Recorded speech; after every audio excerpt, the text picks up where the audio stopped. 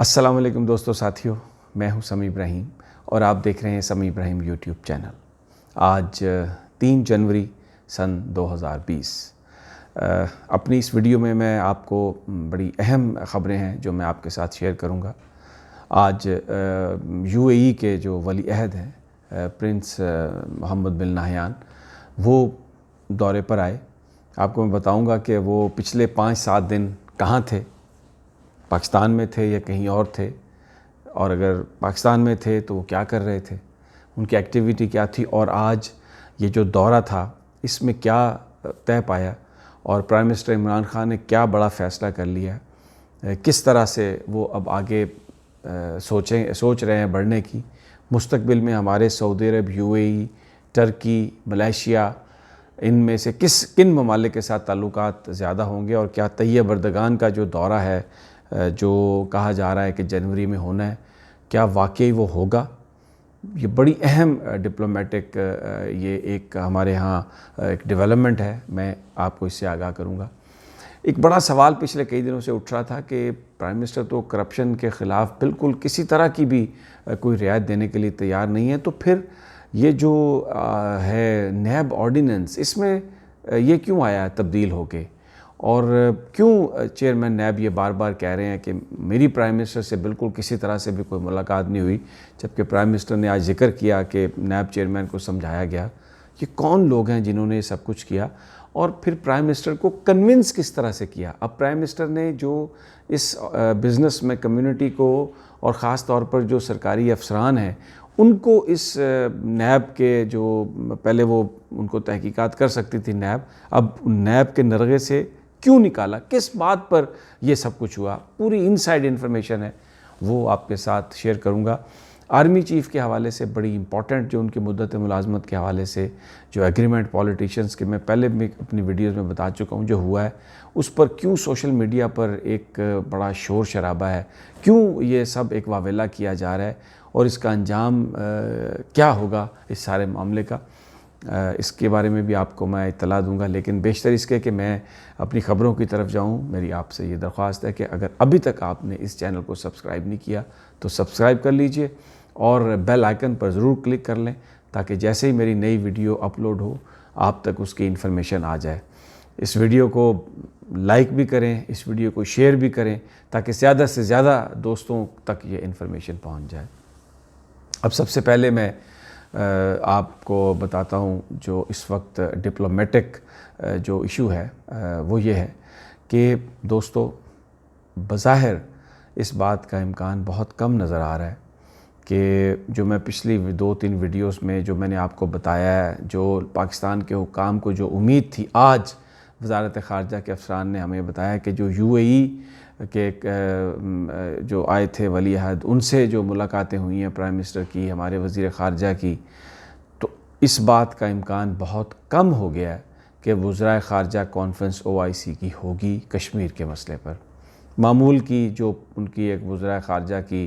OIC countries کی جو ہونی ہے کانفرنس نائجر میں، وہ ہوگی، اور اس میں کشمیر ہو سکتا ہے اس میں اس طرح سے اس کا ذکر بھی نہ ہو جس طرح سے پاکستان چاہتا ہے۔ یہ ایک ایسی سچویشن ہے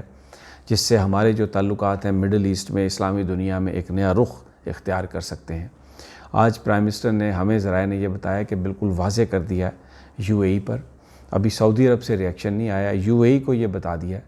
کہ اگر آپ نے OIC وزرائے خارجہ کی نہیں کی کانفرنس، اور ایک میننگ فل آپ نے پریشر نہیں ڈالا بھارت پر، تو پھر پاکستان اپنی راہیں جو ہے وہ متعین کر سکتا ہے۔ دوسرا بڑی انٹرسٹنگ یہ چیز ہے، ایک ڈیولپمنٹ جو میں آپ کے ساتھ شیئر کرنے لگا ہوں انفارمیشن، کہ یہ کراؤن پرنس ہیں UAE کے، یہ پچھلے 6-7 دنوں سے پاکستان میں تھے، رحیم یار خان میں تلوروں کا شکار کر رہے تھے، خصوصی طور پر انہیں پرمٹ دیے گئے تھے، دیے بھی جاتے ہیں۔ پاکستان میں ایک بدقسمتی ہے جو میں کہوں گا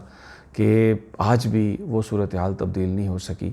یہاں پر قطری ہوں، UAE والے ہوں، سعودی عرب والے ہوں، جو بھی شہزادہ یہاں پہ آتا ہے، تلوروں کے شکار کی صرف انہی کو اجازت ہوتی ہے اور کسی کو اجازت نہیں، مکمل پابندی رہتی ہے۔ اور اس کے حوالے سے جسٹیفیکیشن یہ دی جاتی ہے کہ کیونکہ جو مڈل ایسٹرن کنٹریز ہیں ان کے جو بادشاہ ہیں وہ تلور کی افزائش نسل کے لیے بھی، کیونکہ وہاں پر ख़ाس طور پر ان کو چھوڑا جاتا ہے اور پھر ایک انوائرمنٹ مہیا کی جاتی ہے کہ اس کے لیے بھی وہ بہت زیادہ پیسہ فراہم کرتے ہیں.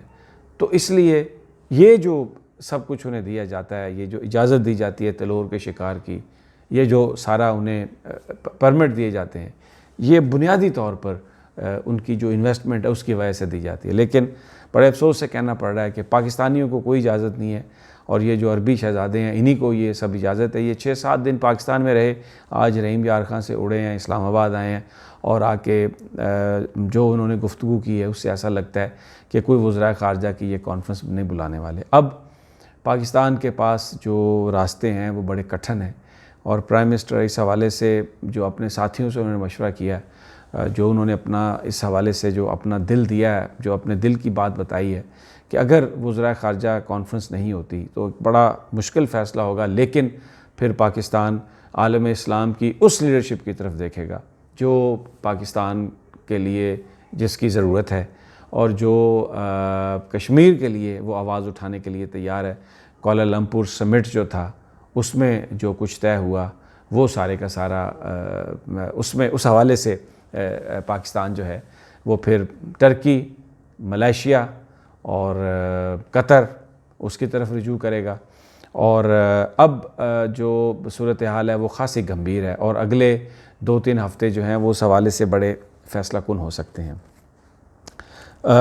دوسری جو امپورٹنٹ خبر ہے وہ نیب قوانین کے حوالے سے ہے. آرڈیننس کے ذریعے سرکاری افسران کو، پرنسپل آفیسرز کو، سیکریٹریز کو نیب کے جو ان کا جو پہلے ان کو قانونی یہ تھا نیب کے پاس اختیار کہ وہ ان کو انویسٹیگیٹ کر سکتے ہیں مس یوز آف اتھارٹی میں، اس کے لیے بڑی تبدیلی کر دی گئی ہے. تو اس کی وجہ سامنے آئی ہے. ذرائع نے ہمیں یہ بتایا کہ پرائم منسٹر کو یہ بتایا گیا کہ جو بڑے ہاؤسنگ پروجیکٹس ہیں پاکستان تحریک انصاف کے، 50 لاکھ گھروں کا جو منصوبہ ہے،